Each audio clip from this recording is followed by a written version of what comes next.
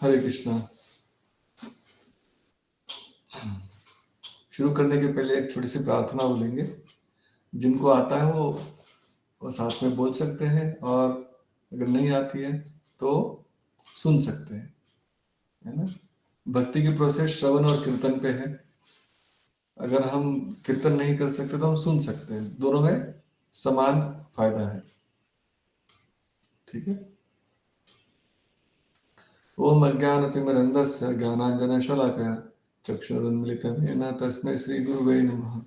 श्रीचैतन्यमनोभीष्टं स्थापितं येन भूतले स्वयं रूप कदा मह्यं ददाति स्वपदान्तिकं। वन्देऽहं श्रीगुरो श्रीयुतापदकमलं श्रीगुरून् वैष्णवांश्च श्रीरूपं साग्रजातं सहगण रघुनाथान्वितं तं सजीवं साद्वैतं सावधूतं परिजनसहितं कृष्णचैतन्यदेवं श्री राधा कृष्ण पादान सहगण ललिता श्री विशाखान्वितांश्च।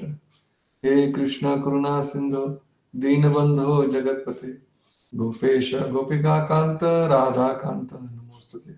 तप्त कांचन गौरांगी श्री राधे वृंदावनेश्वरी वृषभानुसुते देवी प्रणमामि हरिप्रिय। वाञ्छाकल्पतरुभ्यश्च कृपा सिन्धुभ्येव च पतितानां पावनेभ्यो वैष्णवेभ्यो नमो नमः। जय श्री कृष्ण चैतन्य प्रभु नित्यानंद श्री अद्वैत गदाधर श्रीवासादि गौर भक्तवृंद। हरे कृष्ण कृष्ण कृष्ण हरे हरे, हरे राम राम राम हरे हरे। नमो विष्णुपादाय कृष्णप्रेष्ठाय भूतले श्रीमते भक्तिवेदांत स्वामिनिति नामिने। नमस्ते सरस्वती देवे गौरवाणी प्रचारिणे निर्विशेष शून्यवादी पाश्चात्य देश तारिणे।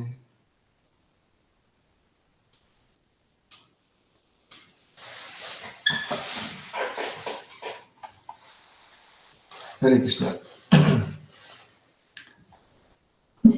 तो पिछली बार हमने जो चर्चा किया कि हम कौन हैं, हम एक आत्मा है, और आत्मा का क्या स्वरूप है उसके ऊपर भी हमने चर्चा किया कि भगवान की दो प्रकृति होती है।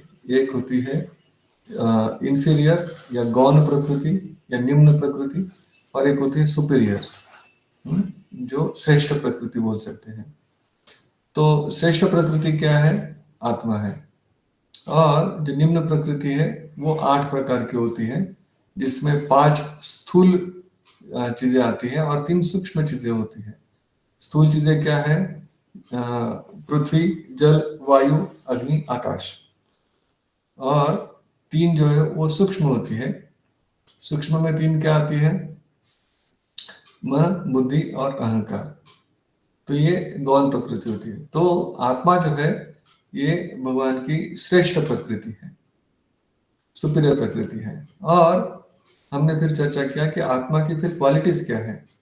आत्मा की क्वालिटीज कैसे हैं? इट इज इंडिस्ट्रक्टेबल, उसका कोई नाश नहीं कर सकता। आत्मा इंडिविजुअल होती है। आत्मा चिन्मय होती है, सच्चिदानंद विग्रह होती है। आत्मा की 3 क्वालिटीज है। It is full of eternity, full of bliss and full of knowledge. आत्मा का लोकेशन क्या है, जगह क्या है? हृदय के प्रदेश में। आत्मा की साइज क्या है कि बाल के अग्रभाग का 10,000वां हिस्सा। ये आत्मा का ये आत्मा के गुण है। और फिर हमने ये भी चर्चा की थी कि किन किन प्रकारों से हम समझ सकते हैं कि हम शरीर में आत्मा है। कॉमन सेंस के द्वारा, चेतना के द्वारा, पुनर्जन्म के विज्ञान के द्वारा, और near death experience and out of body experience के द्वारा। तो इन 5 प्रकार से हम समझ सकते हैं कि हम शरीर में आत्मा है। और अंत में हमने ये देखा था कि क्या हम भगवान हैं? नहीं। भगवान जो है वो बहुत कुछ कर सकते हैं, हम एक छोटे से अंश हैं। हम थोड़ी सी चीज कर सकते हैं, भगवान बहुत सारी चीजें कर सकते हैं।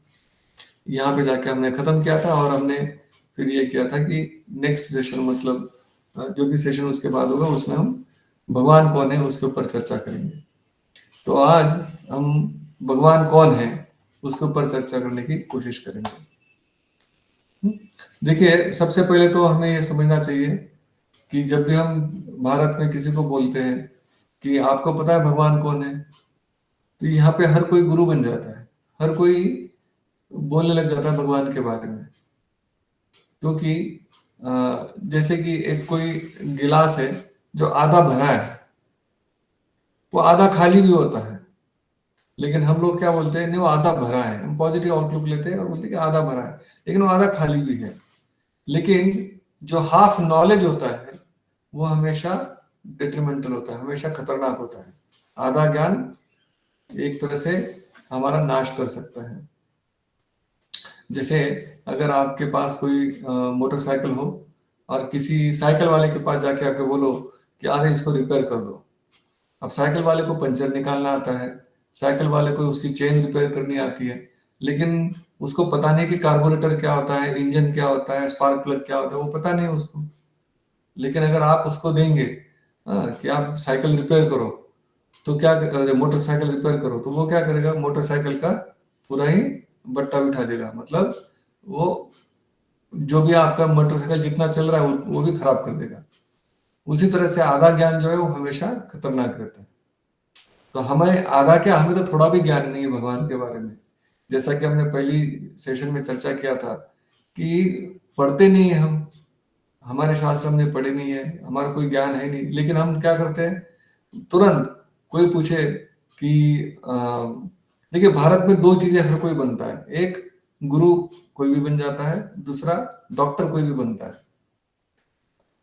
आप किसी को बोलो कि मुझे ये प्रॉब्लम है, उसको कुछ आता जाता कुछ हो ना हो, वो बोलेगा आप ये दवाई ले सकते हो, आप ये एक्सरसाइज कर सकते हो, आप ये कर सकते हो, वो कर सकते हो, तुरंत बोलना शुरू कर देंगे। उसी तरह से जैसे आप बोलो थोड़ा आध्यात्मिकता के बारे में कुछ बोलना शुरू करो, हर कोई शुरू कर देगा, अरे भगवान तो हम जानते हैं, भगवान ऐसे होते हैं, भगवान वैसे होते हैं, भगवान ये है, हम भी भगवान है, आप भी भगवान है, सारे भगवान है।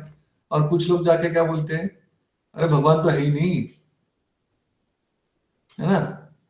तो हम क्या कोशिश करेंगे आज, हम इन ये जो मिथ्याएं हैं, ये जो लोगों के परसेप्शंस है, इनको एक एक करके इनको तोड़ने की कोशिश करेंगे। तो सबसे पहले हम ये लेंगे जो बोलते हैं कि भगवान है ही नहीं, उनके वहां से हम शुरुआत करते हैं, है ना। तो देखिए जैसे फॉर एग्जांपल जो मैंने यहाँ पे आज गर्म कपड़े पहन के रखे हैं, कपड़े के लिए किसी ने कॉटन लिया होगा या जो भी सिंथेटिक मटेरियल होगा, उससे किसी ने उसका अ, धागा बनाया होगा, धागे को बुना होगा, बुन के कपड़ा बना, कपड़ा बनने के बाद कोई टेलर होगा, टेलर ने उसको स्टिच किया होगा। हम्म मतलब आप कह सकते हैं कि कोई भी चीज अपने आप में आ गई, नहीं।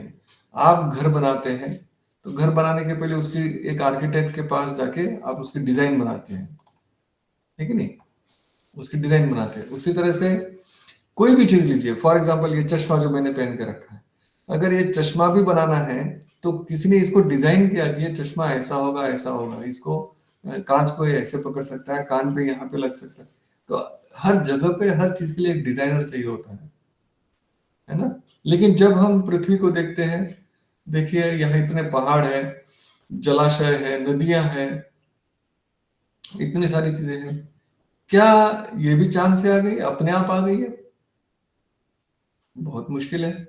छोटी छोटी चीज के लिए कोई डिजाइन करने वाला चाहिए था। यहाँ तक कि अगर आप सिंपल सी, अगर ये 2 रुपए की पेन है, ये 2 रुपए की पेन भी अगर कोई बनाने होगा तो वो भी पहले डिजाइन बनाएगा इसकी कि ये पेन ऐसे होगी, इसमें रिफिल यहाँ से डलेगी, है ना, रिफिल में इतना स्टील का बॉल यहाँ पे होएगा, ये सारा डिजाइन होता है।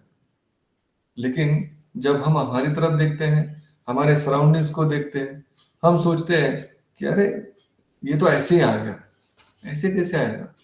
थोड़ा और माइक्रोस्कोपिक अगर आप जाएंगे तो आप देखेंगे कि शरीर के अंदर सेल्स हैं, टिश्यूज है, पहले टिश्यूज के बाद में सेल्स हैं, सेल्स के अंदर डीएनए है, आरएनए है। अब डीएनए का जो थोड़ा साइंस पढ़े, डीएनए का जो स्ट्रक्चर है वो बहुत ही यूनिक है, वो अल्फा हेलिकल फॉर्म में है। मतलब एक तरफ से वो बराबर घूमते घूमते बना है, और उसका जो पिच है, डबल हेलिक्स बोलते हैं, मैं जानबूझ के ज्यादा साइंटिफिक वर्ड्स यूज नहीं कर रहा हूँ ताकि सबको समझ में आए थोड़ा बहुत। तो हेलिकल स्ट्रक्चर है, हेलिकल मतलब ऐसे वेव करके आता है, और उसका जो पिच है वो बराबर कितने एंगस्ट्रॉम्स का है अर्पित? कितने एंगस्ट्रॉम्स का है एक पिच? 3 एंगस्ट्रॉम्स, 3.1, और उसमें 10 रेसिड्यूज होंगे। तो इतना परफेक्ट सीढ़ी के जैसा स्ट्रक्चर बना हुआ कि कैसे बन सकता है? क्या इसके लिए कोई डिजाइनर नहीं होगा, या अपने आप चांस से आ गया? कुछ समय पहले हमने डार्विन की थ्योरी की चर्चा की थी। जो डार्विन कहता है कि पहले कुछ नहीं था, एक गोला था, वो गोला अपने आप आया। वो गोला आया कहां से? गोला आया कहां से? और उस गोले से कुछ टकराने के लिए जो चीज थी वो चीज आई कहां से? हम्म ऐसे बहुत सारे प्रश्न उठ सकते हैं, लेकिन हम लोग फिर भी सोचते हैं कि नहीं, सारा कुछ अपने आप आ गया। नहीं, हर चीज के लिए हमें एक डिजाइनर चाहिए होता है। उदाहरण के तौर पर आप देखेंगे घड़ी है, इस घड़ी के लिए एक डिजाइनर चाहिए होता है। ये जो ट्रक है या जो कंटेनर है, कंटेनर के रखने के लिए क्रेन है, हर चीज के लिए कोई कोई डिजाइनर है।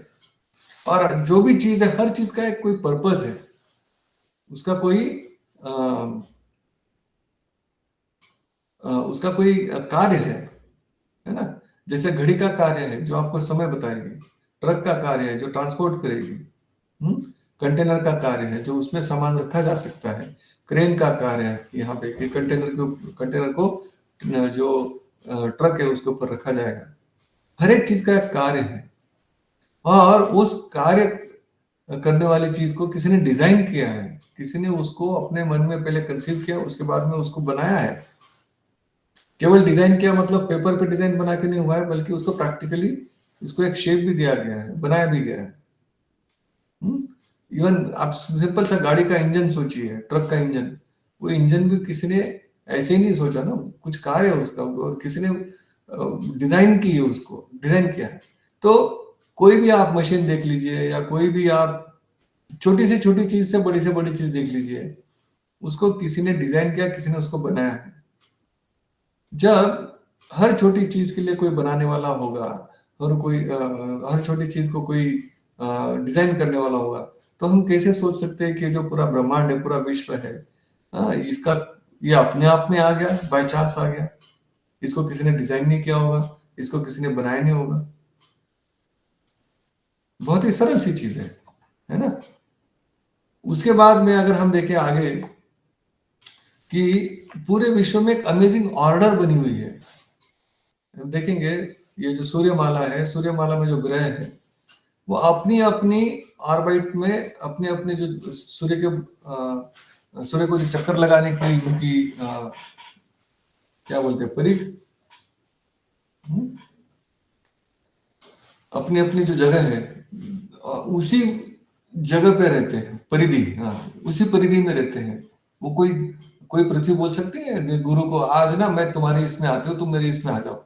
ऐसा कभी हो जाता है? कभी नहीं था। एक परफेक्ट ऑर्डर है, डीएनए के स्ट्रक्चर में एक परफेक्ट ऑर्डर है। यहां तक कि हमारे टिश्यूज भी लीजिए, देखिए, जब जो अंडा बनता है ना, स्त्री के शरीर में जब अंडा बनता है, तो एक छोटा सा अंडा होता है, दो एक सेल का होता है, वो फिर बढ़ता है मांस का गोला बनता है। मांस का गोला बनते बनते बनते फिर कहीं पे वो मांस का गोले से हाथ आता है, कहीं से पैर आता है, कहीं से आंख बन जाती है, कहीं से हृदय बनता है, कहीं से कोई ऑर्गन आता है। कैसे होता है ये इतना ऑर्डर? कभी आपने देखा है कि आंख की जगह से किसी के आंख की जगह से हाथ आ रहा है बाहर? कभी होता है ऐसे? नहीं। हम्म जीवा की जगह से वहां से हाथ आ रहा है बाहर, कभी देखा है आपने ऐसे? नहीं। एक परफेक्ट ऑर्डर होती है ना? इतनी परफेक्ट ऑर्डर कैसे बन रही है, कहां से हो रही है? कोई बनाएगा तभी होगा ना। जब ऑर्डर है, इसका मतलब कोई ऑर्डर रखने वाला भी होगा, जहां पे आप देखते हैं एक ट्रैफिक लाइट अगर होती है ना, तो ट्रैफिक पुलिस उसको डिसाइड करती है कि कितने समय तक यहाँ पे लाल लाइट रहेगी, कितने समय तक पीली रहेगी, कब इसकी हरी बत्ती कब होगी और कितने सेकंड तक रहेगी। एक ट्रैफिक पुलिस है जो पूरे ट्रैफिक को कंट्रोल कर रहा है। उसी तरह से ये जो हम ऑर्डर डिस्कस कर रहे हैं, यूनिवर्स के ऑर्डर लीजिए या हमारे शरीर के ऑर्डर लीजिए या जो भी, सूर्य सवेरे उगता है पूर्व दिशा से, आके इतनी देर रहेगा, है ना। ये जो परफेक्ट ऑर्डर है, दिन रात होते हैं इस समय पे, सीजन होते हैं, जैसे अभी विंटर सीजन आ रहा है ना, ठंड के समय आ रहा है, तो अभी ठंड होएगी। उस समय एक समय आएगा जब बसंत ऋतु आएगी, एक समय स्प्रिंग बोल सकते हैं जिसमें फिर बाद में गर्मियों का सीजन आता है, बारिश होती है। एक परफेक्ट समय पे एक चक्र चल रहा है, आज से नहीं चल रहा है, अनंत काल से वो चल रहा है। ये ऑर्डर कौन मेंटेन करता है हर चीज की, है ना। जब हम देखते हैं कि ट्रैफिक को कोई कंट्रोल करने वाला चाहिए होता है, उसी तरह से ये जो ऑर्डर है उसको भी कोई कंट्रोल करने वाला कंट्रोलर होना चाहिए, है ना। कोई कंट्रोलर होना चाहिए वहां पे। उसके बाद में सूर्य की ही एनर्जी को आप ले लीजिए। जो सूर्य की एनर्जी है, एक सेकंड में सूर्य जितनी एनर्जी देता है, हम्म, उतनी, वो कितनी इक्वल है, जैसे 1 किलोवाट का कोई बल्ब अगर मैं जला हुआ है, 1 किलोवाट का एयर कंडीशनर में चलाऊं, उसको मैं 10,000, 10 लाख, 10 लाख, मतलब कितने हो गए, 100 करोड़, उसको 100 करोड़ या 1,000 करोड़, 10,000 इंटू 1,000 कितने हो गए, मतलब 1 लाख करोड़ साल तक मैं अगर चलाऊं, 1 लाख करोड़ साल तक मैं जलाऊं, तब जाके उतना खत्म होगा 1 सेकंड में। हम्म? या फिर सूर्य ने जितनी एनर्जी दी है, मतलब एक दिन की सूर्य की एनर्जी, नहीं 1 सेकंड, सॉरी, 1 सेकंड की सूर्य की जो इतनी एनर्जी है, उतनी एनर्जी पूरे अब तक की जितनी भी हिस्ट्री में हमने यूज करी है, उतनी एनर्जी की इक्वल, उससे कहीं ज्यादा सूर्य ने इमिट करी हुई है। हम बोलते हैं कि नहीं, हम हीटर जनरेट कर दिया हमने, ठंड के दिनों में ठंड नहीं लगे इसलिए हमने हीटर लगा दिया। और हीटर क्या, एक रूम, ज्यादा से ज्यादा एक कमरा, ज्यादा से ज्यादा मान लो एक बिल्डिंग कर दी गर्म, है ना। उसके बाद कोई नहीं, आप मान लीजिए अमेरिका में लीजिए, अलग अलग हीटर लगा रखे हैं, हर किसी में है, या भारत में भी आजकल हीटर इतने हो गए। परंतु ये हीटर जैसे इलेक्ट्रिसिटी बंद हो गई, खत्म हो जाएंगे। सूर्य की एनर्जी खत्म हो रही है, नहीं। सूर्य सूर्य अपने को हीट कितने दिन से दे रहा है, दिन में लगभग 8 घंटे तो सूर्य की हीट मिलती है हमको। तो क्या हम सूर्य जितनी एनर्जी वाला कोई सोर्स अब तक हम क्रिएट कर पाए, नहीं कर पाए। इतनी एनर्जी है। ऊपर से अगर हम देखेंगे कि हर क्रिएशन के हर चीज में, क्रिएशन के हर चीज में एक परफेक्ट ऑर्गेनाइजेशन है, एक परफेक्ट क्राफ्ट्समैनशिप है ना। जैसे स्पाइडर है, स्पाइडर अपना मकड़ी का जाला जो बुना जाता है, आप देखेंगे मकड़ी बनाती है तो एकदम परफेक्ट शेप में बनाती है। हनी भी है, हनी भी मतलब मधुमक्खी, वो फूल के पास जाएगी और बराबर शहद उठाएगी, बाकी सारी चीजें वहीं पे रह जाएंगी। फूल है, फूलों का अलग अलग कलर, इतने सुंदर सुंदर कलर के फूल होते हैं। उनके पेटल्स, जो पंखुड़ियां है, वो इतनी अट्रैक्टिव होती है। गुलाब का फूल देखिए, है ना, कमल का फूल देखिए, गेंदे का फूल देखिए, कोई भी आप फूल देख लीजिए, उनके कलर वेरिएशंस, उनके अंदर के जो डिजाइन है, कितने सुंदर है। तो ये कहाँ से आया, किसने बनाया, पेड़ हो गए, है ना। पेड़ों में भी एक तना है, तना फिर आगे जाके इतना बड़ा पेड़ देता है, इतने सुंदर फ्रूट्स आते हैं, फल आते हैं उससे। कहाँ से हुआ, किसने किया ये चीज। तो इन सब चीजों से हमें, इवन लॉज फॉर एग्जाम्पल, है ना, उदाहरण के तौर पर, क्या किसी लॉ मेकर के बगैर लॉ बन सकता है? किसी ने नियम दिया है ना, जैसे बोल सकते हैं कि न्यूटन ने बोला, लॉ ऑफ ग्रेविटी दिया हमको ना, गुरुत्वाकर्षण की शक्ति के बारे में न्यूटन ने बताया। क्या इसका मतलब है कि न्यूटन के पहले गुरुत्वाकर्षण नहीं था? गुरुत्वाकर्षण था ना, तो कहां से आया? गुरुत्वाकर्षण किसने दिया?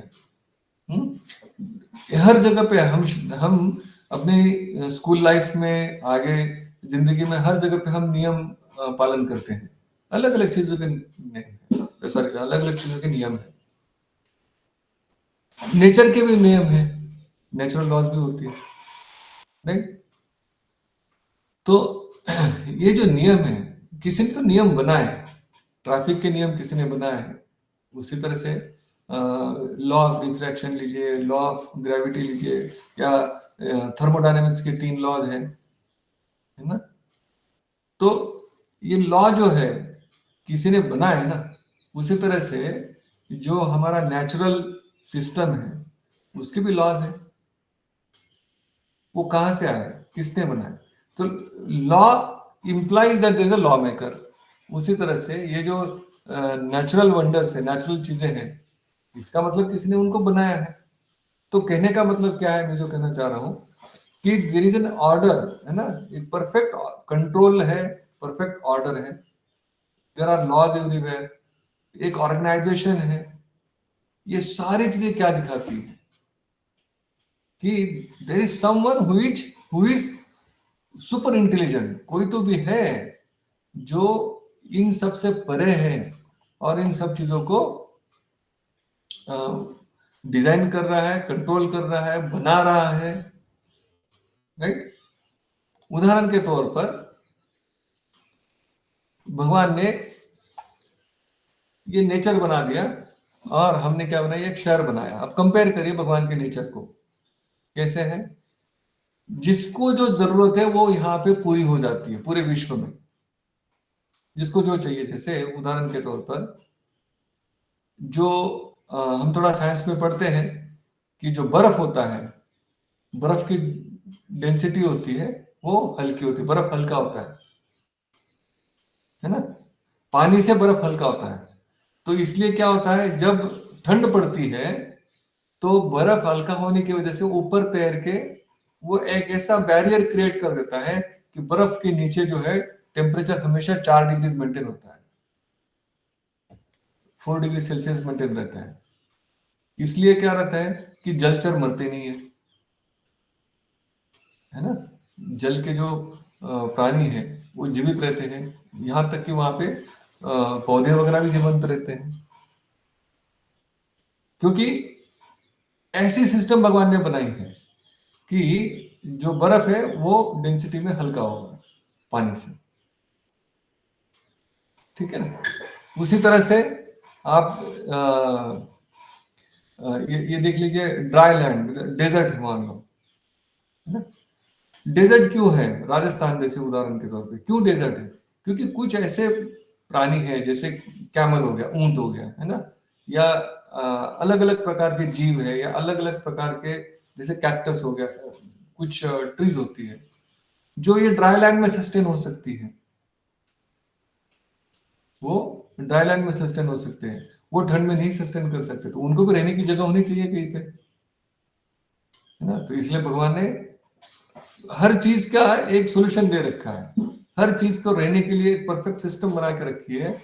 यहां तक कि जमीन जो है, आप देखेंगे डेजर्ट की जमीन जो होती है वो एकदम पाउडर, क्या बोलते हैं उसको, ग्रेन टाइप रहती है। क्यों? क्यों ग्रेन टाइप रहती है? क्योंकि डेजर्ट सस्टेन करने के लिए वहां पे फाइन पाउडर नहीं चलेगी। अगर फाइन पाउडर होगी तो एक केक बन जाएगा, एक सॉलिड सा फर्म केक बन जाएगा, तो उसके नीचे कोई जी नहीं पाएगा। इसलिए वहां पे बालू मिट्टी होती है डेजर्ट में, है ना? लेकिन अगर आप देखेंगे जहाँ पे खेती बाड़ी होती है, जहाँ पानी बहुत है, वहां पे मिट्टी होती है एकदम पाउडरी होती है, एकदम परफेक्ट फाइन पाउडर होती है। क्यों? ताकि उस पानी को रोक सके, पानी को पकड़ सके, उस पानी को वहां पे उसको होल्ड कर सकता है। आप देखेंगे ये जो मेटल्स हैं वो सॉइल में होते हैं, अलग अलग जगह पे अलग अलग टाइप, अलग अलग क्वांटिटी के हैं। क्यों भगवान ने ऐसे नहीं किया कि ये जो मेटल्स है इनको जमीन के एकदम अंदर डाल दिया? ऐसा नहीं है, सारे लगभग सरफेस पे ही है ताकि सबको हमें मिल जाए, है ना। जैसा हम पढ़ते हैं, साइंस की किताबों में पढ़ते हैं कि बहुत पहले जो पेड़ थे, वो पेड़ गिरे, पेड़ गिरने के बाद में उसके ऊपर और पेड़ गिरे, फिर बारिश हुई, फिर और मिट्टी उगाई, फिर वापस पेड़ गिरे गिरे गिरे, ऐसे करते करते वो जमीन के अंदर दबते चले गए, दबते चले गए, और उसके बाद में वो क्या बन गए? कोल। और कोल मतलब कोयला। और फिर कोयले के ऊपर ऊपर से और प्रेशर पड़ता गया, प्रेशर पड़ता गया, प्रेशर पड़ता गया, तो वो डिग्रेड होके उसमें से क्या बना? कुछ तो ऑयल बन गया, कुछ तो डायमंड बन गया, कुछ ग्राफाइट बन गया। तो इसमें फ्लॉ क्या है? फ्लॉ इसमें यह है कि हम कह रहे हैं कि उसके ऊपर पड़ता गया, पड़ता गया, पड़ता गया, लेकिन कोयला तो हमें सरफेस पे मिल जाता है। जैसे राजस्थान के साउथ में आपको संगमरमर मिलता है, मकराना के पास में, राजस्थान के पास में जो संगमरमर मिलता है, मार्बल है ना, वो तो आपको सरफेस पे मिल रहा है। तो कहने का मतलब है, क्यों भगवान ने इनको सरफेस पे रखा? ताकि लोग रहे, उसको यूज कर पाए, उससे कुछ चीजें बन पाए, है ना। मतलब भगवान ने जो ये विश्व बनाया है वो सबको रहने के योग्य बना दिया है। जलचर लीजिए, आप हवा में उड़ने वाले पक्षी लीजिए, अब पक्षियों के लिए देखिए, अलग उनको बॉडी वैसी बनाई है। आपने कभी पढ़ा होगा, स्नो लेपर्ड होता है ना, जिसको बोलते हैं कि वो मतलब बर्फीली इसमें भी तेंदुआ मिलता है, लेकिन वो जो लैंड पे जो तेंदुआ मिलता है उससे अलग होता है ना, उसको उसमें फर ज्यादा होता है।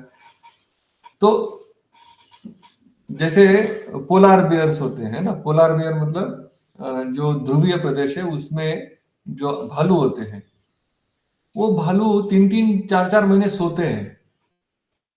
पेंगुइन नहीं, भालू, पोलार बियर्स, ये 3-3 4-4 महीने सोते हैं। क्यों सोते हैं? क्योंकि जब 4-6 महीने आपकी इधर धूप ही नहीं रहेगी, पूरी बर्फीली आंधियां चलेंगी, उस समय पे वो जिएंगे कैसे? तो वो बराबर 6 महीने सो जाते हो। उसके बाद में जब वहां पे सूरज उस तरफ जाता है ना, तो उस वक्त उठ जाएंगे। तो सूर्य का जो उत्तरायण है, दक्षिणायन है, इतना परफेक्ट ऑर्गेनाइजेशन क्यों हो रहा है? कोई तो भी अरेंज किया ना इस चीज को। तो कहने का इन सारों सारों का एक ही कंक्लूजन ये है कि जो लोग कहते हैं कि मैं अभी भी भगवान को आ, नहीं मानता क्योंकि मैं देखता नहीं हूं। अरे आप डायरेक्ट देखने की जरूरत क्या है आपको? इन सारे लॉजिकल, इन सारी चीजों से तो आप भगवान का प्रेजेंस परसीव कर ही सकते हो, है ना। एक कॉमन सेंस होता है, कॉमन सेंस के द्वारा तो हम समझ सकते हैं कि अरे जब ये चीज है तो ये है, कोई तो भी करने वाला वहां पे। हम्म। लेकिन हम लोग अपना बेवजह का लॉजिक लगाते हैं और उस वजह से हम कंक्लूजन्स गलत निकालते हैं, राइट। और हम बोल रहे हैं कि मैं नहीं मानता क्योंकि मैं नहीं देख रहा। अरे आप इम्परफेक्ट हो भाई, है ना। पिछली बार हमने चर्चा किया है 2 क्लासेस पहले कि हम अपूर्ण है, हमारी इंद्रिया अपूर्ण है, हमारी इंद्रिया अपूर्ण होने के कारण हम लोग जो है भ्रमित हो जाते हैं। भ्रमित होने के कारण हम गलतियां कर देते हैं, गलतियां करते हैं इसलिए हम लोग एक दूसरे को ठगते हैं। तो एक आप अपूर्ण हो, अपूर्ण व्यक्ति पूर्ण को कैसे जान सकता है ना। अगर पेड़ बोले कि मैं पूरे पेड़, सॉरी, अगर मैं फल बोले, फल बोलता है कि मैं पूरे पेड़ को जानता हूं, पॉसिबल नहीं है, पॉसिबल नहीं है, क्योंकि फल छोटा है और पेड़ बहुत बड़ा है। अगर फल बोले कि मैं ही पेड़ हूं, वो भी गलत है, क्योंकि फल में तो पत्ते नहीं है, फल में तो तने नहीं है, फल में रूट्स नहीं है, उसकी जो जड़ें नहीं है, करेक्ट। परंतु फल है, इसका मतलब पेड़ का अस्तित्व है। उसका अस्तित्व पहचाना जा सकता है पेड़ का, जब अगर फल है तो उसी तरह से हम हमारी इंद्रियों से, हमारे अपने कर्तृत्व से भगवान को नहीं जान सकते। परंतु जो हम आसपास की चीजें हैं या अपने अंदर देख के, अपने आसपास हमारे, हम घिरे पड़े ऐसी चीजों से जिससे हमें समझ में आता है कि भगवान का अस्तित्व है। जैसे भगवत गीता में भगवान क्या कहते हैं, unseen is proven by the scene. अगर आप कोई माला देखेंगे तो माला के अंदर जो धागा है, वो धागा में दिखता नहीं है, धागा में दिखता नहीं है। भगवान उदाहरण देते हैं भगवत गीता में, मत्त परतरम नान्यात् किंचित अस्ति धनंजय मयि सर्वम इदं प्रोतम सूत्रे मणि गना इव। कि हे धनंजय, धनंजय मतलब अर्जुन, हे धनंजय, हे अर्जुन, मत्त परतरम नान्यात्, मेरे से कोई परतरम मतलब मेरे से श्रेष्ठ ना, मत मेरे से, मुझसे श्रेष्ठ, हाँ, नान्यात् कोई नहीं है, किंचित अस्ति धनंजय मतलब किंचित अस्ति मतलब पॉसिबल ही नहीं है, no one is superior to me, मेरे से कोई श्रेष्ठ नहीं है अर्जुन। फिर क्या बोल रहे हैं, मई सर्वम इदम प्रथम, मई मतलब मुझ पर, सर्वम सब कुछ मुझ पर, इदम ये जो आप देख रहे हो ये सारी चीजें क्या है, प्रोतम डिपेंडेंट, ये सारी चीजें मुझ पर डिपेंडेंट है। कैसे, जैसे सूत्रे, सूत्र मतलब धागा, मणि मन के, जैसे मन को धागा पकड़ के रखता है, उसी तरह से सब कुछ मेरे ऊपर रेस्ट करता है। लेकिन जैसे धागा नहीं दिख रहा वैसे मैं नहीं दिख रहा हूं आपको। अगर हम कोई माला देखते हैं तो माला देख के हमें समझ में आना चाहिए कि हाँ धागा है, इस सॉरी माला है मतलब धागा भी है। उसी तरह से जब हम ये हमारे आसपास की चीजें देखते हैं, छोटी छोटी चीजें देखते हैं, जहाँ पे डिजाइनर, जहाँ पे कंट्रोल है, जहाँ पे ऑर्गेनाइजेशन है, जहाँ पे क्राफ्ट्समैनशिप है, छोटी छोटी चीजें हैं, उनसे हम ये तुरंत समझ सकते हैं कि भगवान का अस्तित्व है। माला में धागे का अस्तित्व है, हम भले देख ना पाए। उसी तरह से ये सारी चीज देख के हमको बहुत अच्छे से समझना चाहिए कि भगवान का भी अस्तित्व है। तो जो प्रश्न था पहला जो हमने उठाया कि भगवान नहीं है, ऐसा कुछ लोग कहते हैं,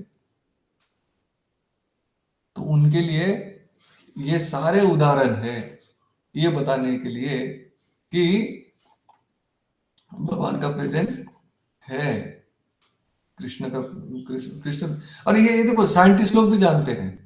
उदाहरण के तौर पर आइंस्टाइन, वो क्या बोलता है, सटलर इज लॉर्ड, लॉर्ड मतलब कृष्ण जो है, भगवान जो है वो एकदम सूक्ष्म है। एक केल्विन नहीं, हम डिग्री केल्विन लिखते हैं ना, जैसे डिग्री सेल्सियस है वैसे डिग्री केल्विन भी है। वो क्या कहते हैं कि if you think strongly enough you will be forced by science to believe in God. अगर आप अच्छे से जोर देके थोड़ा सा सोचो तो आपको ये जो हम साइंस पढ़ रहे हैं, मॉडर्न साइंस बोल सकते हैं, विज्ञान जो है, उसके द्वारा भी हम समझ सकते हैं कि भगवान है। बहुत सिंपल है। कहां से आया डिग्री केल्विन मतलब -272 डिग्री सेल्सियस, -272 है ना, -272, इतनी डिग्री केल्विन ने निकाली, कहां से निकली, किसने दिया माइनस, इतना -272 क्या चीज होगी, है ना। आप समझ रहे हैं? तो अगर हम साइंस को भी आसानी से समझने की कोशिश करें, उससे भी हम देख सकते हैं, है ना। हमारे बाल सर पर ही क्यों वो ज्यादा उगते हैं, यहाँ पे कपाल पे क्यों नहीं उगते हमारे बाल, है ना। हमारी आई लैशेस होती है, वैसे नाक के ऊपर से क्यों नहीं आते बाल, या चिक्स के ऊपर क्यों नहीं आते, राइट। हमारे तलवों पे क्यों नहीं आते बाल, छोटी छोटी चीजें हैं, हम साइंटिफिक है ये चीजें, लेकिन उससे भी हम सोच सकते हैं कि अरे हो ही नहीं सकता। एक बार न्यूटन जो है अ, अपने मित्रों के साथ में एक किसी कॉन्फ्रेंस में था, कॉन्फ्रेंस मतलब कि चर्चा में था। तो वहां पे उसका दोस्त बोलने लगा कि अरे मैं तो भगवान को मानता नहीं, भगवान है ही नहीं, भगवान नाम की कोई चीज है ही नहीं है, ये केवल मूर्खों के लिए है। न्यूटन बोला ठीक है, आप ऐसा मानते कोई बात नहीं, आप ना कल मेरे घर पे डिनर करने आएंगे, मेरे घर पे डिनर करने आएंगे। अब उसने सोचा कि चलो फ्री का खाना मिलेगा, कोई बात नहीं, जाएंगे इनके घर पे, थोड़ी चर्चा भी हो जाएगी। तो दूसरे दिन जो मित्र है न्यूटन के घर पे आया, और घर पे आया तो न्यूटन बोला अभी खाना बनने में थोड़ी देर है, तब तक मैं आपको एक चीज दिखाता हूँ, चलिए मेरे साथ। तो मित्र बोला चलिए दिखाइए क्या है। तो न्यूटन उनको एक कमरे में लेके गया जहां पे जो सोलार सिस्टम है, जो सूर्यमाला है, उसका वुडन मॉडल बना था। मतलब लकड़ी से एक मॉडल बनाया था जिसके अंदर ऐसा था कि एक चक्र है, व्हील है, उसको घुमाएंगे तो जैसे सेंटर का जो राउंड है वो स्थिर रहेगा, और बाकी चीजें उसके अपने आप ऐसे घूमेंगी। है ना, बचपन में आपने भी बनाया होगा कभी ऐसे प्रोजेक्ट में कि एक चीज जैसे हम रोटेट करेंगे तो बाकी चीजें रोटेट करेंगे और सूर्य स्थिर रहेगा, वैसा उसने बनाया था। तो वो मित्र बोला कि अरे न्यूटन बहुत सुंदर है, तो बहुत खूबसूरत है, हाँ किसने बनाया, किसने बनाया? न्यूटन बोला नहीं किसी ने नहीं बनाया, मैं रात को सोया तो ये कमरा खाली था, सवेरे मैंने कमरा खोला तो ये सामने खड़ा था, एकदम से ये मॉडल था सामने। अब वो जो व्यक्ति था वो बोला न्यूटन तुम मुझे मूर्ख समझते हो, मुझे दिख रहा है ये लकड़ी का बना हुआ है, इसको देखिए यहाँ पे एक पुली मैकेनिज्म है, एक रोलर लगा हुआ है, मैं ऐसे करता हूँ लकड़ी से, इसको कार्विंग करी गई है, इसको मैं ऐसे चला रहा हूँ तब चल रहा है। कोई अच्छा कारपेंटर, कोई अच्छा मैकेनिक होगा जिसने वैसे बनाया होगा। तो न्यूटन ने उसको इतना ही कहा कि मेरे मित्र, जब तुम ये नहीं मान सकते कि ये जो छोटा सा मॉडल है सूर्यमाला का, वो अपने आप में नहीं आया, किसी ने इसको बनाया, किसी ने इसको डिजाइन किया, कोई मैकेनिक था, कोई कारपेंटर था, तो इतना बड़ा जो विश्व है, पूरा ब्रह्मांड है, ये कैसे अपने आप में आ जाएगा? है ना? तो ये हमें ये समझना चाहिए। अब चलो वहां पे न्यूटन ने उसको जो समझाया, लेकिन हमें भी समझना चाहिए कि भगवान का अस्तित्व तो है। फिर कोई और बोल सकता है कि ठीक है मैं भी भगवान, आप भी भगवान, सारे भगवान हैं। उसका जवाब तो हमने पिछली चर्चा में ही कर लिया था। है ना, पिछली बार हमने डिस्कस किया था ना कि man can put a satellite into the space. है ना, मनुष्य जो है वो एक उपग्रह को पृथ्वी की कक्षा में छोड़ सकता है, लेकिन भगवान जो है पूरा ब्रह्मांड, पूरा यूनिवर्स बना सकते हैं। हम लोग छोटी मोटी बिल्डिंग बना सकते हैं, भगवान पूरा ब्रह्मांड बना सकते हैं। है ना, मेरा एक पीएचडी स्टूडेंट था, वो बोलता था कि सर जल्दी ही हम मनुष्य बना लेंगे, हम ये कर लेंगे वो कर लेंगे।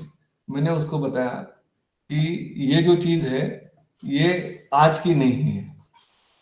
जब मनुष्य ने 1700 में उन 1700 कुछ तो भी में पहली बार हाइड्रोजन और ऑक्सीजन को मिक्स करके वाटर बनाया था, तो उस वक्त भी साइंटिस्ट लोग बोल रहे थे कि वैज्ञानिक लोग बोल रहे थे कि हम अभी जीवन बना सकते हैं। पानी बना लिया मतलब जीवन बना सकते हैं। जैसे कि उदाहरण के तौर पर कुछ साल पहले चांद्रयान गया और उसने बोला कि मून पर वाटर है, तो तुरंत लोग बोलने लगे कि अब हम मून पर रहना शुरू कर देंगे। अब बोलिए 1969 में अमेरिका बोल रहा है कि हमने चांद पर मनुष्य को भेजा, ऑल्ड्रिन और आर्मस्ट्रांग को भेजा था, नील आर्मस्ट्रांग और आर्मस्ट्रांग को भेजा था।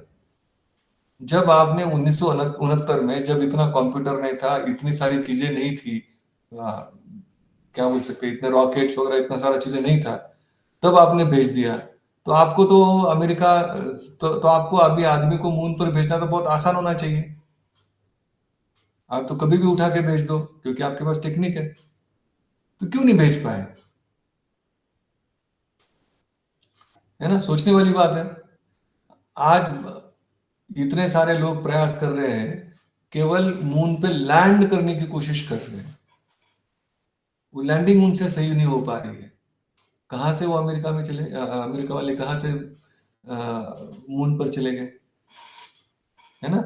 तो कहने का मतलब है कि ये जो वैज्ञानिक लोग हैं, ये हमको ऐसे ही उल्लू बना रहे हैं कि हम जीवन बना देंगे। कहां से बना देंगे?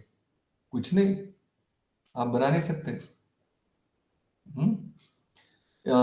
जब प्रभुपाद जी थे, तो इस्कॉन के कुछ भक्तों ने एक खुला चैलेंज दिया था वैज्ञानिकों को, आप जीवन बना के दिखा दो, हम आपको 10 करोड़ रुपए देंगे। उस समय 1970 में। आज तक तो कोई जीवन बना नहीं पाए।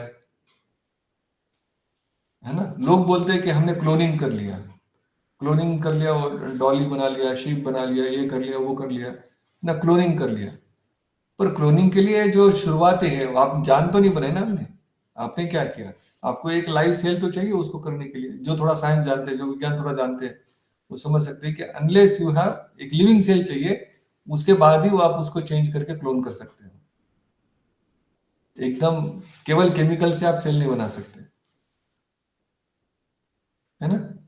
तो हम जो बोलते हैं कि मैं भगवान, वो भगवान, सारे भगवान, कैसे भगवान हो गए? आप एक सेल नहीं बना पा रहे हो, आप कुछ नहीं कर सकते उसको, और आप बोल रहे हो कि हम भगवान नहीं।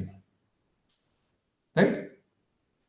अब तो ये आर्ग्यूमेंट भी अगर चला गया, तो कोई एक और आर्ग्यूमेंट लोग देते हैं, अगर इतना सारा है तो इतने सारे धर्म क्यों है?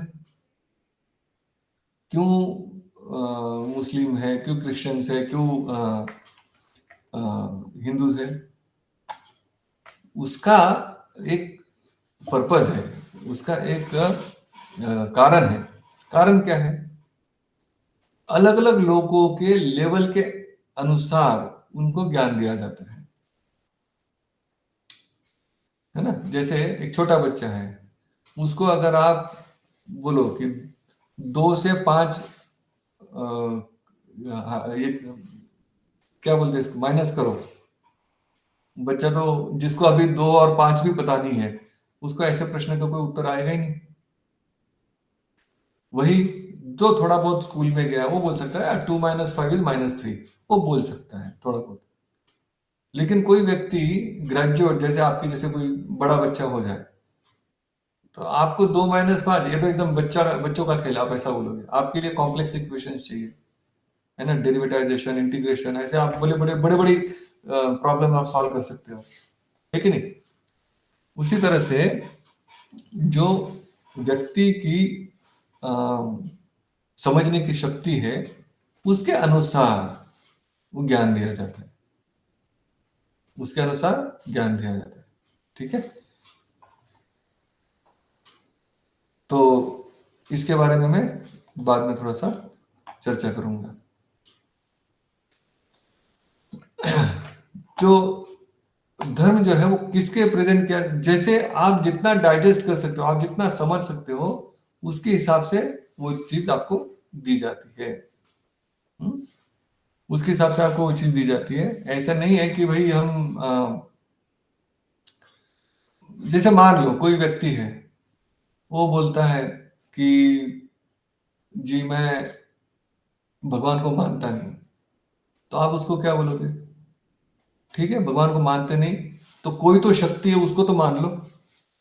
जैसे उदाहरण दे रहा हूं मैं आपको, कोई व्यक्ति दिन में 20 सिगरेट फूकता है, आप उसको बोलो अरे सिगरेट मत फूको, तुम्हारी सेहत के लिए अच्छा नहीं है, तुम्हारे घर वालों के लिए अच्छा नहीं है, तुम्हारे बच्चों के लिए अच्छा नहीं है, एनवायरमेंट के लिए अच्छा नहीं है।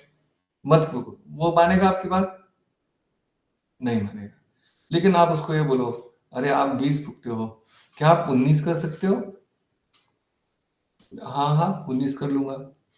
फिर थोड़े दिन बाद बोलिए, जब आप 20 का 19 कर सकते हो तो आप 18 कर लीजिए, वो 18 भी कर लेगा, है कि नहीं? तो धीरे धीरे धीरे धीरे धीरे धीरे करते करते एक दिन ऐसा आएगा जिस दिन वो सिगरेट पीना छोड़ भी देगा। तो जो चीज आप पहले ही दिन बोलते हैं वो बिल्कुल मना हो जाती है। अगर आप धीरे धीरे धीरे धीरे उसको बताते रहेंगे तो एक टाइम पे वो छोड़ भी सकता है ना? ये मतलब एक तरीका है। उसी तरह से जो व्यक्ति अभी भगवान के अस्तित्व को तो मानता है, लेकिन भगवान की जो आज्ञा है उसको स्वीकार नहीं करता, तो उसको डायरेक्टली भगवान की आज्ञा बताने का कोई फायदा नहीं है। आप उसको थोड़ी सी चीज बताइए, ठीक है आप ऐसा कर लीजिए, है ना? थोड़ा आप नहीं कुछ कर सकते तो भगवान के नाम पे मंदिर में थोड़ा सा दान दे दीजिए, वो दान दे देंगे। दान दिया तो कुछ तो उसने भगवान की कुछ तो सेवा करी, उस सेवा का उसको कुछ तो फायदा मिलेगा।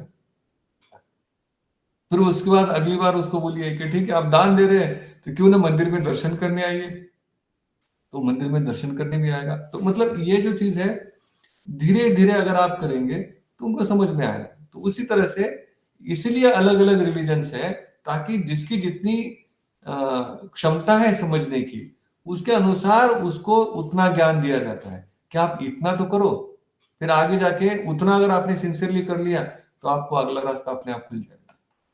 हम्म?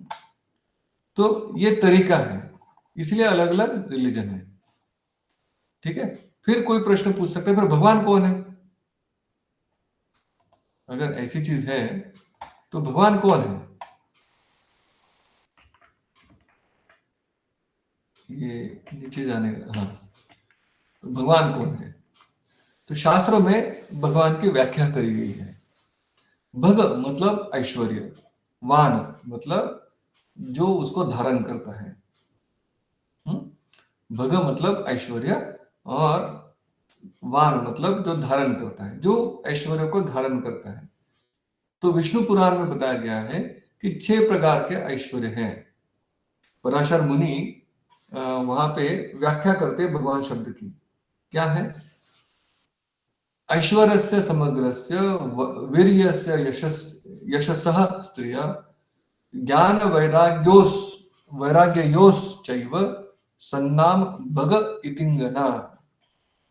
मतलब भगवान का डेफिनेशन क्या है? भग मतलब ऐश्वर्य, है ना? ये जो 6 ऐश्वर्य है इतिंगना जिनके पास है वो भगवान है। तो क्या 6 ऐश्वर्य इसमें बताते हैं? और क्या बोल रहे हैं? समग्रस्य पूर्ण विश्व के, पूर्ण जितना भी है इन टोटल, जिनमें ये 6 चीजें हैं, 6 ऐश्वर्य है, वो भगवान हो सकता है। सन नाम, उसका नाम भगवान हो सकता है। कौन से 6 ऐश्वर्य लिखे इसमें देखिए? अ, अ, वीर्य, यश, श्रिय, ज्ञान, वैराग्य, और एक तो वीर्यस्य यशस्य श्रिय ज्ञान वैराग्य यश्चैव, यश्चैव मतलब स्ट्रेंथ। ठीक है? नहीं, वीर्य मतलब स्ट्रेंथ। यस। तो अब इनको कंप्लीट किस में हो सकते हैं? वो भगवान है, राइट? अब किसी और दिन मैं ये चर्चा करूंगा कि कृष्ण ही क्यों, कृष्ण और शिवजी और बाकी लोगों का इनका संबंध क्या है, ये हम किसी और दिन चर्चा करेंगे। लेकिन आज हम ये देखने की कोशिश करेंगे कि ये 6 के 6 चीज कृष्ण में कैसे हैं। क्योंकि अगर हम भगवदगीता से चर्चा कर रहे हैं ना, और भगवान यहाँ पे हर जगह बोल रहे हैं कि जैसे यहाँ पे भगवान बताते हैं कि मत्त परतरम नान्यात्, भगवान कृष्ण बोल रहे हैं ना वहां पे, कृष्ण बोल रहे हैं ना कि मेरे से परे कोई नहीं है, मयि सर्वमिदं प्रोतम, मेरे से सब कुछ आया है। ये कृष्ण बोल रहे हैं ना, भगवदगीता कृष्ण ने बोली है। तो इसीलिए हम ये देखने की कोशिश करेंगे आज कि ये सारी की सारी चीजें हो, 6 के 6 ऐश्वर्य कृष्ण में कैसे हैं।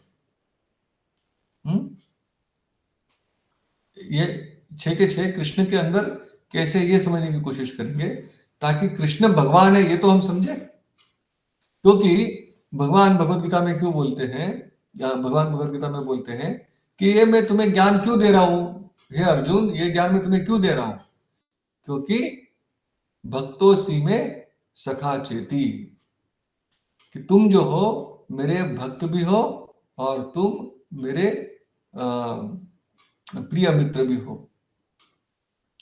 इसका मतलब क्या है कि जब तक हम भगवान से संबंध नहीं बनाएंगे तब तक हम भगवान के कहे पे विश्वास नहीं करेंगे। जैसे हम लोग भी हैं, जब तक हम में आपस में संबंध नहीं रहेगा, है ना, जब तक हमारा आपस का संबंध नहीं होगा तब तक मैं कुछ भी बोलूं आप नहीं समझ पाएंगे, राइट। तो संबंध जरूरी है। सारा जो स्पिरिचुअलिटी का साइंस है वो संबंध पे है। गुरु शिष्य परंपरा क्या है, ये संबंध है, गुरु और शिष्य, है ना, एक संबंध है गुरु शिष्य का, वो संबंध के द्वारा वो चीज आ रही है, राइट। तो जब तक हम भगवान से संबंध नहीं जोड़ेंगे तब तक हम भगवान के कहे पे विश्वास नहीं करेंगे। इसीलिए हम कई बार कहते हैं इस्कॉन में या स्पिरिचुअलिटी में, हम ये लोग कहते हैं कि initial days, I am saying initial मतलब नए नए जब हम भक्ति में रहते हैं तो हमको एक व्यक्ति से समझना चाहिए, सुनना चाहिए। क्यों एक व्यक्ति से सुनना चाहिए? अगर हम अलग अलग जगह से सुनेंगे तो क्या होता है कि आपका रियलाइजेशन कुछ अलग हो सकता है, मेरा रियलाइजेशन कुछ अलग हो सकता है, किसी और का कुछ अलग हो सकता है। तो फिर क्या होगा, अगर अलग अलग हम ऐसे मिक्स वाला सुनेंगे तो हम कंफ्यूज हो सकते हैं, कंफ्यूज हो सकते हैं। इसीलिए शुरुआती दिनों में हमने एक अच्छे से एक जो टॉपिक है एक जने से सुन लेना चाहिए, राइट। और जब हम हमारे फंडामेंटल्स क्लियर हो जाते हैं उसके बाद में हम किसी से भी सुने कोई फर्क नहीं पड़ेगा, हम भटकेंगे नहीं।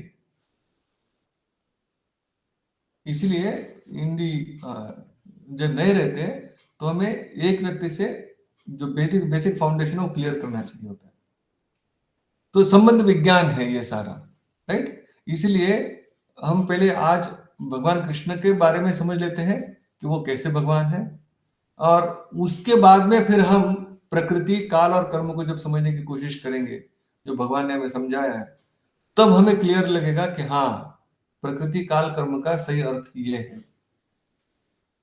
ठीक है। उसके बाद हम जब ये चर्चा हो जाएगी उसके बाद किसी दिन हम ये भी टॉपिक लेंगे इसके ऊपर कि कृष्ण ही भगवान क्यों है, और कृष्ण और शिव जी में, कृष्ण गणेश में, कृष्ण सूर्य में, कृष्ण देवी में, इनका आपस का क्या संबंध है, ये भी हम एक दिन जानने की कोशिश करेंगे, है ना। तो अभी ये जो 6 ऐश्वर्य है इनके ऊपर एक एक करके लेते हैं। So one who is full of 6 opulences। तो पहला क्या, फुल स्ट्रेंथ, ताकत, वीर्य, है ना, वीर्य। अब देखिए कृष्ण केवल 7 दिन के थे, उसमें उन्होंने पूतना नामक राक्षसी का वध किया। कैसे? वो आई थी उनको दूध पिलाने, है ना, और उन्होंने क्या किया, दूध तो पिया लेकिन साथ में उसके प्राण भी खींच लिए। अब पूतना राक्षसी का वर्णन अगर आप देखेंगे तो वो 20 माइल, है ना, 20 माइल ऊंची थी, इतनी बड़ी राक्षसी थी। आप सोच सकते हैं कृष्ण इतने छोटे से उसके हाथ में होंगे, कैसे किया कृष्ण ने? जब 3 महीने के हुए नहीं कि उन्होंने शक्टासुर का वध किया। कभी हम चर्चा करेंगे शक्टासुर कौन था। ये जो शक्टासुर था ये पूर्व जन्म में हिरण्यकशिपु का एक बेटा था, ठीक है। प्रहलाद तो हम जानते हैं, लेकिन दूसरा एक बेटा था और उसका वजन 30,000 किलो था, ठीक है, उसको लोमस ऋषि ने शाप दिया कि तुम फॉर्मलेस बन जाओ, तो उसका कुछ फॉर्म नहीं था, तो वो क्या हुआ, उस छकड़े के अंदर समा गया और 30,000 किलो का वजन कृष्ण के ऊपर दिया। लेकिन कृष्ण ने क्या किया, एक लात मारी, कुछ नहीं, लात भी क्या मारी, उसके फिंगर का टच हुआ, पैर के फिंगर का टच हुआ, उससे वो छकड़ा इतना ऊपर गया, वो जो राक्षस था उसका वहीं पे खात्मा हो गया। तो भगवान ने ऐसे कितने राक्षसों को मारा है। और जब 7 साल के थे, 7 इयर्स, 7 दिन के लिए बाएं हाथ की छोटी उंगली पे गोवर्धन पर्वत धारण किया। 7 दिन। हमको बोले कोई एक छोटा सा टेबल उठा लो, हम तो पूरी ताकत लगा के अकेला नहीं उठा सकते, है ना। फिर भगवान ने 23 अक्षौहिणी, महाभारत का युद्ध हुआ तो कितनी सेना थी, कितने लोग मरे थे, 64 करोड़, है ना। 18 अक्षौहिणी, 11 जो था, 11 अक्षौहिणी कौरवों के पास थी और पांडवों के पास में 7 अक्षौहिणी थी, टोटल 64 करोड़ हो गया था। 64 करोड़ लोगों को भगवान ने मारा। लेकिन उसके पहले जब भगवान द्वारका में थे तो जरासंध 23 अक्षौहिणी, मतलब महाभारत के युद्ध में जितने मरे उससे 5 अक्षौहिणी ज्यादा, उतना सैन्य लेके आता। कृष्ण बलराम जी को बोलते कि दाऊ जी चलो थोड़ा सा हम बाहर घूम के आते हैं। मथुरा के बाहर आते और सारे 23 अक्षौहिणी को अकेले कृष्ण बलराम दोनों मिला के सबको मार देते। जरासंध को बोलते कि जाओ, तुम जाओ यहां से, वापस आओ।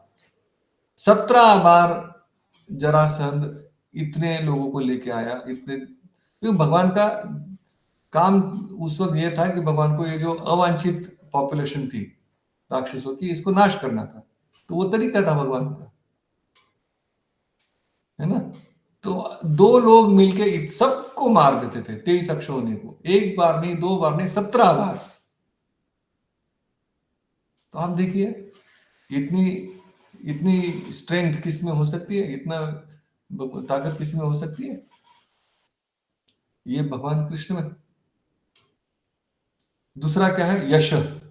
यश, यश भगवान का अगर आप देखेंगे तो भगवान को गए हुए कितने साल हो गए, 5,000 साल हो गए, है ना। कृष्ण गए थे ईस्वी सन पूर्व 3102 में, है ना। सारी परफेक्ट डेट से हम शास्त्र पढ़ते नहीं है, हमको पता नहीं है, शास्त्र पढ़ेंगे तो सब पता चल जाएगा। 3102 ईस्वी सन पूर्व, उस वक्त कृष्ण गए। जब वो गए उनकी उम्र थी 125 साल, तो उससे आप कैलकुलेट कर सकते हैं उनका जन्म किस दिन हुआ था, किस साल हुआ था। तो जो भी है, कहने का मतलब ये है कि इतने साल होने के बाद, उसके बावजूद हमें कृष्ण का उतना ही हमें वंडर है, मतलब क्या बोल सकते हैं, उतना ही कौतूहल है। जहां पे कृष्ण कथा होती है वहां पे हम तुरंत सुनने बैठ जाते हैं। कृष्ण की कथाएं कितनी बार भी सुन लो फिर भी हमें अच्छा लगता है ना। और यश भगवान का आप देखेंगे, कोई व्यक्ति है जिसने चोरी करी है, उसका कोई गुणगान नहीं गाता, लेकिन भगवान तो माखन चोर है,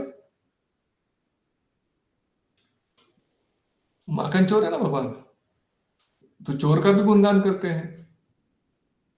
कोई व्यक्ति युद्ध से भागा है तो उसका भी कोई गुणगान नहीं करता, लेकिन भगवान 18वीं बार जब जरासंध ने अटैक किया तो सब मथुरा वासियों को लेके भगवान द्वारका की तरफ चले गए। उनका नाम पड़ गया रणछोड़। लेकिन हम उसमें भी भगवान का गुणगान करते हैं। डाकोर में एक रणछोड़ मंदिर, रणछोड़ राय मंदिर है डाकोर में, वहां पे भजन गाते हैं कि मन का राजा चित छोर छे, और कुछ तो भी है फिर, चित क्या रणछोड़ से, ऐसे कुछ गुजराती में बोलते हैं कि ये जो रणछोड़ है ये मन का राजा है, चित चोर है। देखिए, फिर भी। हम्म मतलब आप सोचिए, ये भगवान का यश है। अभी भी हम कृष्ण की लीला पे चर्चा करते रहते हैं, ये यश है। कोई भी आप मॉडल लीजिए, न्यूटन को कितने लोग याद करते हैं? जो थोड़े से विज्ञान नहीं जानते उतना ही, है ना। कितने लोग अलेक्जेंडर को जानते हैं, सिकंदर को ये करते हैं? कुछ नहीं। लोग तो उसको गालियां भी देते हैं। लेकिन भगवान का तो, अच्छा करे बुरा करे, भगवान के सब गुणगान करते हैं। कौन सा व्यक्ति है जिसने किसी की किसी लड़की को चुरा के लेके गया और उसके सब गुणगान करे? लेकिन भगवान गए और किसको? रुक्मिणी को शादी के मंडप से उठा के लेके गए। शादी के मंडप से उठा के लेके गए, फिर भी हम उनकी चर्चा करते हैं। अरे वाह, भगवान तो देखो कितने दयालु है। ये है भगवान का यश। तीसरा, स्त्रिय। स्त्रिय, स्त्रिय मतलब, श्री मतलब लक्ष्मी जी, वेल्थ। वेल्थ भगवान का, अगर हम थोड़ा पढ़ेंगे, भागवतम पढ़ेंगे, उसमें वर्णन आता है कि एक बार नारद मुनि गए थे द्वारका में। कृष्ण की कितनी पत्नियां थी आप जानते हैं? भगवान की कितनी पत्नियां थी? 16,108। और भागवतम में वर्णन है कि नारद मुनि द्वारका में हर एक महल में गए। हर एक रानी का अपना एक महल था। भगवान अपने आप को 16,108 रुपए में विस्तारित करे थे। हर रानी के साथ में कृष्ण एक इसमें रहते थे। हर रानी के 10 पुत्र थे। उन 10 पुत्रों के भी 10-10 पुत्र थे।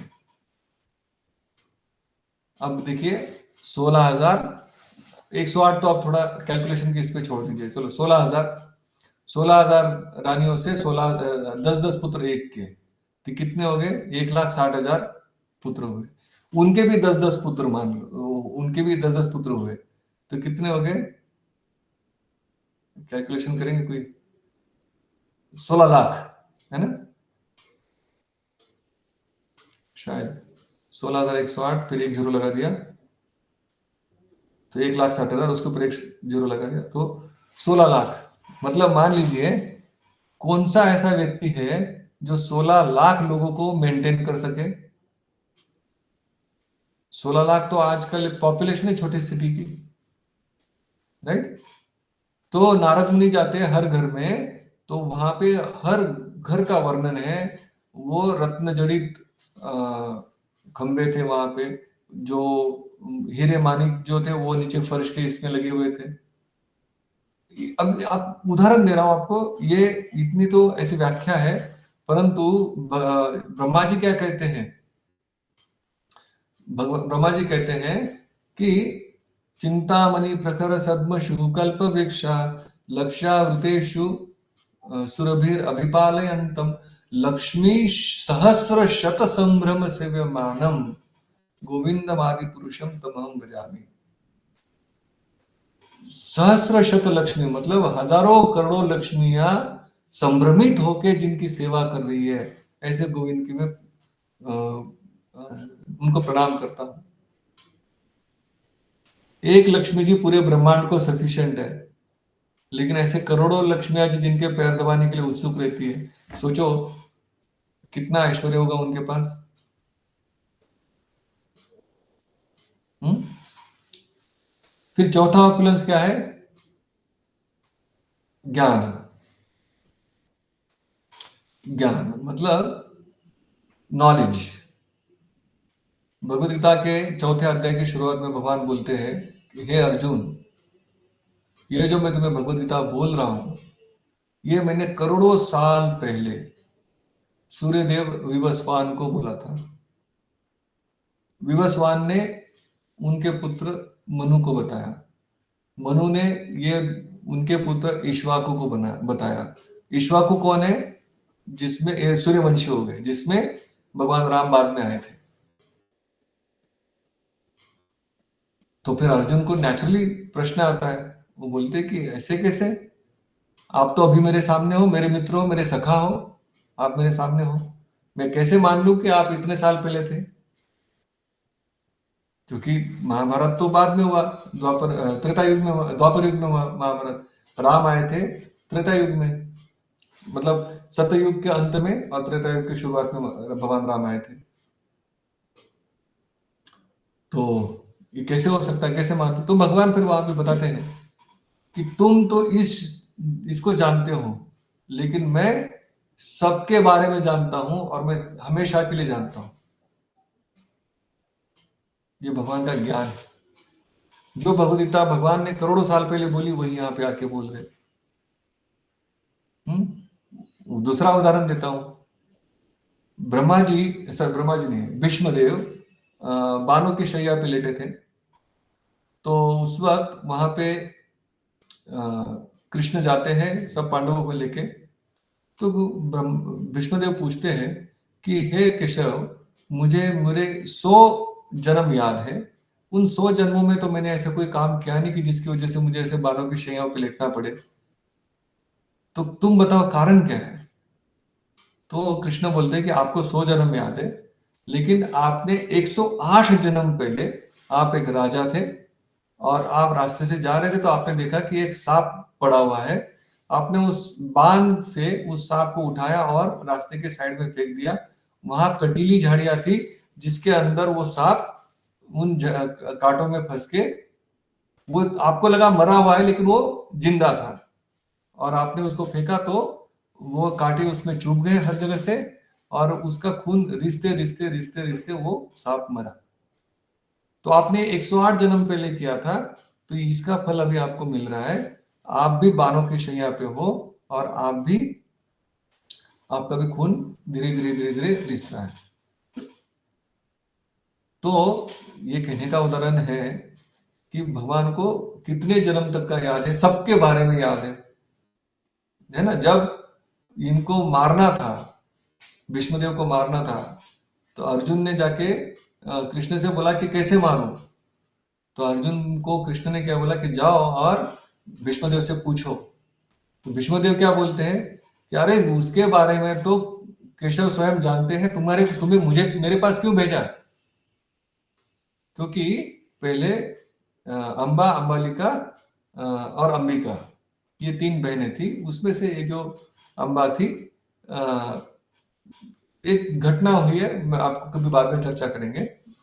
तो वो अंबा ने फिर शिखंडी का रूप लेके आई थी कि मैं भीष्म का मृत्यु का कारण बनूंगी करके। तो ये कृष्ण तो जानते थे।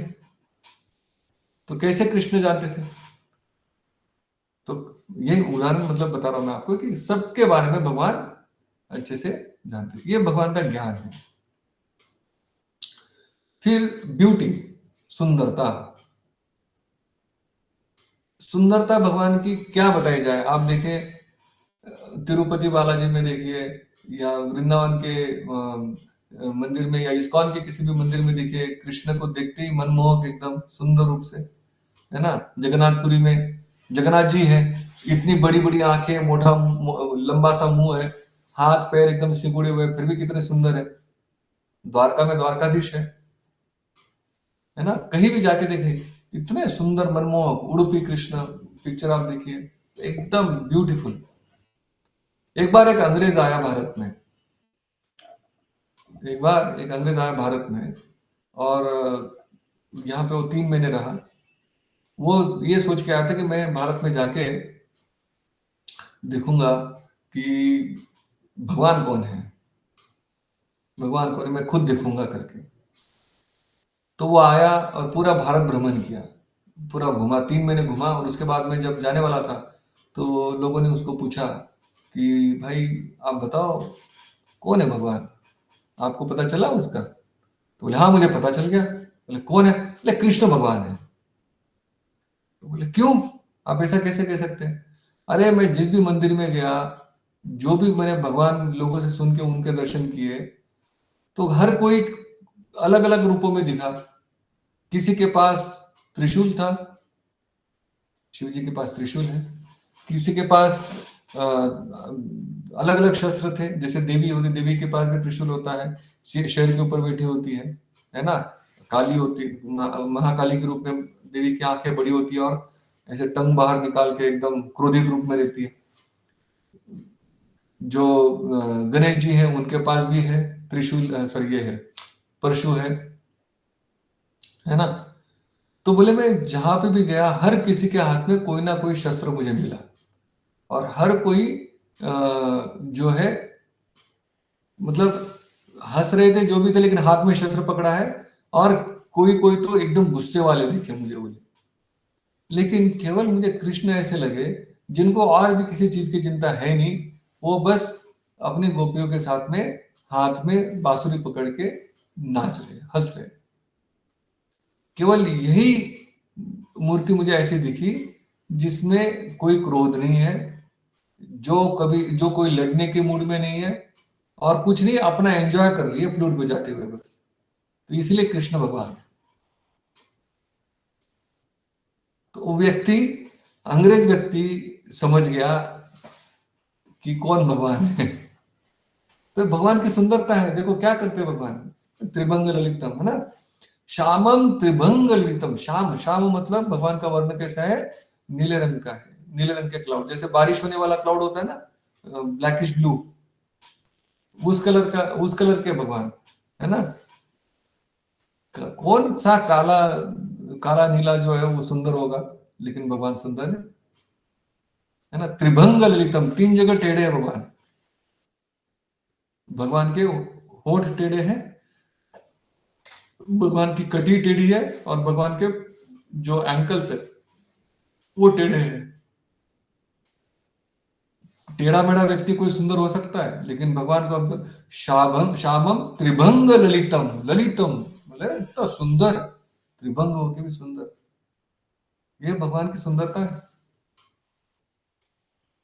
और अभी तक हम उस सुंदरता का वर्णन सुनते हैं, भगवान के नाम रूप गुण लीला धाम उनके बारे में हम चर्चा करते रहते हैं।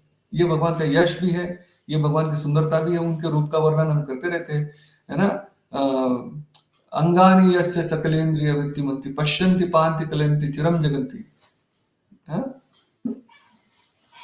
आनंद चिन्मय सदुज्वल विग्रह गोविंदमादि पुरुषम तमाम भजामि। वेणुक्वनन्तम अरविंद दलायताक्षां बर्हावतां समस्तां सुंदरांगम कंदर्प कोटि कमनीय विशेष शोभां गोविंदमादि पुरुषम तमाम भजामि।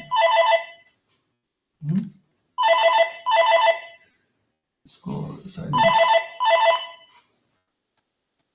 गोविंदम आदि पुरुषम तमाम भजामि, मतलब कितने लोगों ने भगवान के बारे में लिखा है, क्यों, उनकी सुंदरता है। और आखिरी क्या है, रिनंसिएशन, वैराग्य। वैराग्य, भगवान का वैराग्य देखो कि जब उन्होंने देखा कि ये जरासंध बार बार आके लड़ाई कर रहा है, मोह नहीं रखा कुछ भी कि मैं मथुरा में रहूंगा करके। कुछ मैसेज है क्या, क्या है, ललितम का मतलब क्या होगा, ललितम, ललित मतलब जो हमको विस्मयित कर दे, हमको चकित कर दे, वो ललित होता है। हमको विस्मयित कर दे, हमको मोहित कर दे, वो ललितम। ठीक है, तो हाँ, वैराग्य। उन्होंने कोई ये नहीं रखा कि अरे मैं मथुरा में कितने राज्य करूंगा, ये करूंगा वो करूंगा, नहीं।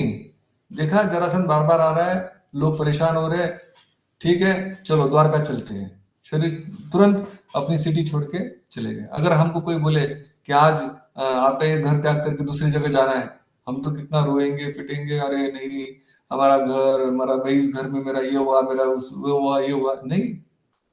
अक्रूर जी आए और बोले कि तुमको कंस ने बुलाया है चलो। वृंदावन के लोग रो रहे थे, भगवान बोले कि नहीं जाना है, निकल गए। यहां तक कि जब महाभारत का युद्ध हुआ, भगवान क्या बोले, सारथी बने, अर्जुन के सारथी। और उस समय पर रथ चलता था, तो रथ में अगला वाला भी बाण मार रहा है, हम भी बाण मार रहे हैं, तो उसकी टैक्टिक क्या होनी चाहिए कि हमें कब साइड में होना है, क्या होना चाहिए, है ना, कब तेज जाना है, कब स्लो जाना है। तो ये किसको बताया जाता है? सारथी को। तो बोल नहीं सकते क्योंकि आप तो लड़ाई में मग्न हो। तो क्या करते थे कि जो योद्धा होता था एक पैर रथ पे रखता था, दूसरा पैर सारथी की पीठ पे रखता था,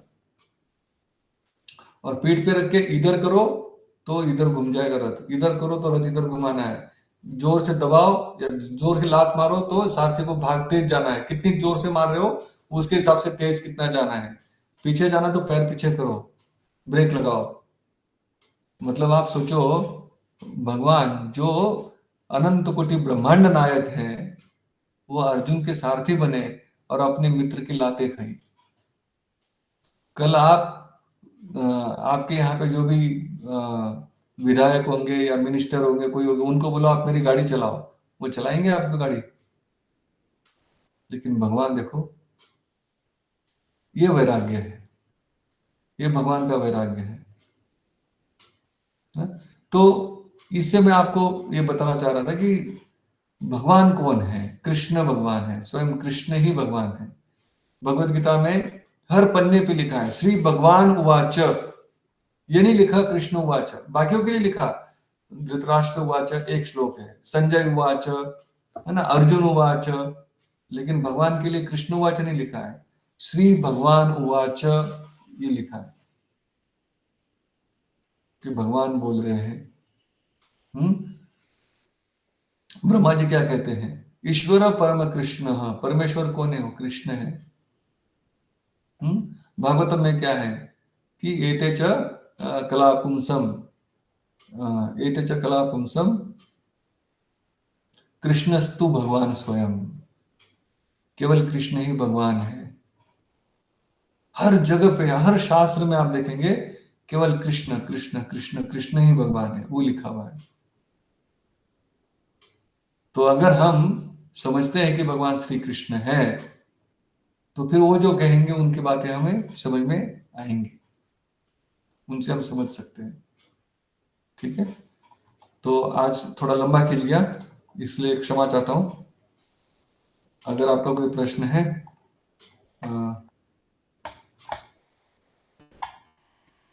इसको एक सेकंड, है थोड़ा हैंग हो रखा है।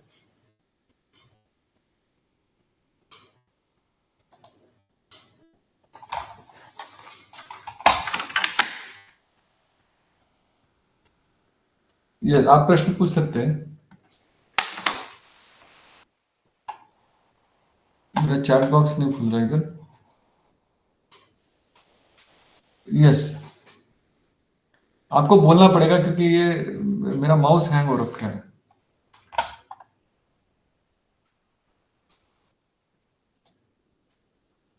ये देखो, ये इधर कुछ एनोटेट कर रहा है, इसको रोकना पड़ेगा, कैसे करेंगे?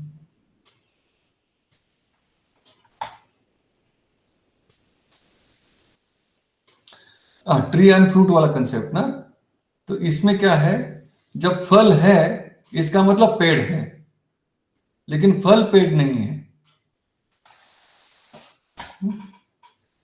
एक सेकंड, इसको मुझे स्टॉप करना है थोड़ा।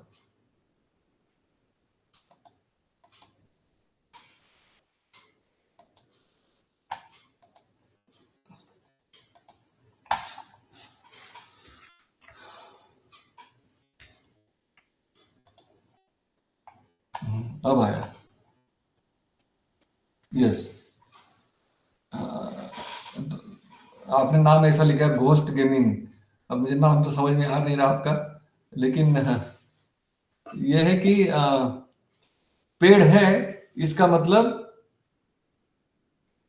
सॉरी, फ्रूट है इसका मतलब पेड़ है, राइट? फ्रूट है इसका मतलब पेड़ है। वैसे ही जब हम आसपास की चीजें देख रहे हैं कि इतनी सारी डिजाइन है, इतना सारा कंट्रोल है, इतना सारा क्राफ्ट्समैनशिप है, इसका मतलब कोई तो है जिसने इसको डिजाइन किया, जिसने इसको कंट्रोल कर रहा है, कोई इसको ऑर्गेनाइज कर रहा है, कोई इसको बना रहा है, ये मतलब है उसका।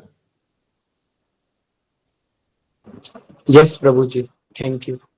ठीक है, अभी ये माउस चलने लग गया, so I will just stop the recording and then I will explain few things. Okay.